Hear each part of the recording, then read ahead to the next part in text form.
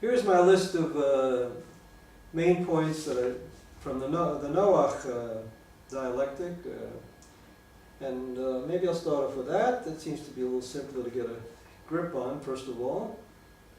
So my first section from the book is section page 85, and it's called To Be a Kabbalist, a Receiver. And that right away gives us a clue. And here's something he says.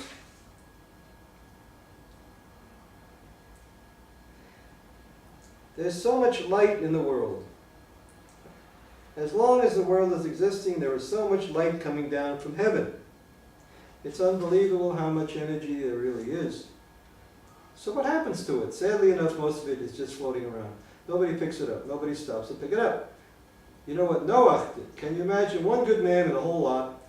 Where does he get his strength from? He picked up this light that simply exists as long as the world exists. Again, he picked up this light that simply exists as the world exists. Now that's a loaded sentence. So what kind of light can we pick it up? He just picked it up now. You know, Shlomo Carlebach is not known for his precise logical prose here. He's talking in metaphors, he's talking in all kinds of images that he likes to use, stories. All right? It's not like one day Noah goes out there and looks up in the heavens and, oh boy, look at that light, I'll pick some here, I'll pick some there, I'll pick some there, put it in my pocket. Okay, now I'm a paragon of virtue or something like that. No, not that. This is I'm looking for the logic. If you want to get a whole string of metaphors and songs and enjoy yourself, go back to Shlomo. Then you don't need me for that. But like I said, fools step in where angels fear to tread. All right. So I'm going to say right off the bat that just like in the previous video when I was talking about motion, I use Gestalt therapy as a very simple way to deal with very complicated stuff. If you know something about Gestalt therapy, what it is. Well, let's start. The basic concept of, one basic concept of Gestalt therapy is what's called the rhythm of contact and withdrawal. Rhythm of contact and withdrawal. The process works that at the beginning I'm aware of a lot of different things. I contact a lot of different things. I'm aware of, right now I'm aware of green, something over there, and I'm aware of something blue over here, and I'm aware of something black over here, and I'm aware of something brownish over there. Okay, I got a bunch of awarenesses, and somehow my mind is a Gestalt figure ground process going on here, and I put it together and I say, colors, I'm aware of colors. But you notice I started from individual colors rather than just saying, the room is full of colors, like a lot of people would do in a Gestalt session, and just lose the concrete here and now experiences. So I'm saying that energy, those awareness moments are energy. They're energy. Little moments of energy. And you might say in a certain kind of a quasi-scientific sense here that if I do a whole 3 hours of Gestalt work on awareness and I'm loaded up with energy, you know, a person can get a moment of enlightenment, a kind of a high out of that. It happens a lot. And that explosion into some kind of emotion or some kind of idea, something or other, you can look at it as kind of reaching a high level of energy. So Noach is collecting awareness moments. Now, Gestalt therapy process, this is called this process of collecting awareness of moments. The first part, all the contact experiences, is called the objective history. Very important term, objective history, and I'm using the word objective in this. I got that word from Hegel, I think, way back a long time ago. So it's a history of what goes on in terms of the spiral of the dialectic. Each time a circle, you know, thesis, antithesis, synthesis, of dialectical logic. So this endless spiraling. Each time you have a awareness of this and awareness of the opposite, somehow something else, and they end up being some kind of relationship of opposition. And we have a series of opposites somehow or other, and every time I get to it, the opposites have an impasse to it eventually, so then I close my eyes and go inside, do the withdrawal process, and I get a new idea from the void, all that stuff. That's the dialectical process, the synthesis. The synthesis that's involved here. Okay, in a Gestalt awareness session. Now, you could describe exactly the same thing in terms of Sephirot and heavens and all kinds of Kabbalistic mumbo jumbo, and I'm not quibbling with that. That's equally valid jargon if you like to think in that way.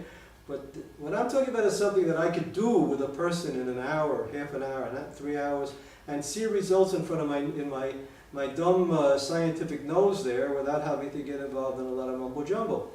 So in that sense, this objective history, if I do a work like this with somebody for 3 hours, it is going to be maybe 20 different cycles around that thing of awareness, where you get aware of something, and you get to the opposite, and then you go inside, etc., etc., etc. And as long as I'm focusing on this continuous process of awareness, awareness, awareness, and dialogue, dialogue, dialogue, a little bit of withdrawal each time, the emphasis is mostly on contact. And that's the sense in which Noah is collecting energy. All right? So what else? Now I could go back to the chapter there and read an enormous amount of stuff, but I'm just going to take my notes here, because otherwise I'll never get into some of the other stuff here. So some of the other things that Shlomo mentions in that chapter, that this is a passive state of being awareness. He's aware. He's resting. Shlomo talks about this is something you get to after all the ego klipot fall off. Right, he talks about this being a state that we get to after Yom Kippur, if you've done all your theological homework and you've cleaned yourself out, your neshama out. So then you're starting awareness and awareness and awareness.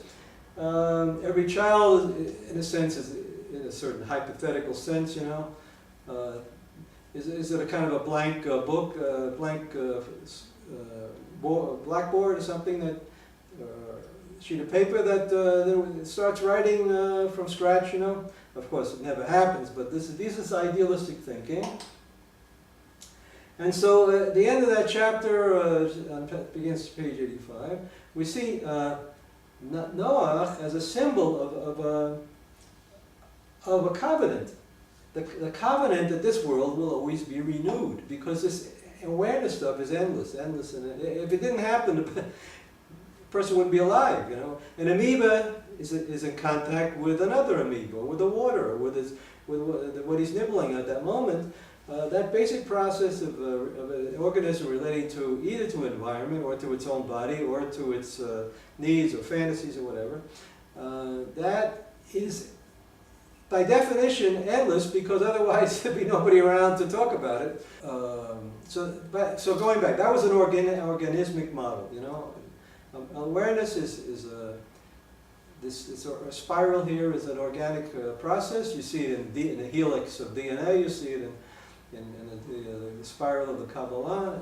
It's a life process, and it lends itself to what's called inductive logic rather than deductive logic. The deductive logic is a system. I have an idea. Let's see. There's cars, so then there's Chryslers and there's Fords breaking up cars, and then inside every Chrysler, there's the seat, and there's the lights, and there's the motor, and there's endless ramifications. You take the idea of car, you break it down into a big system. That's called deductive logic, from the general to the specific.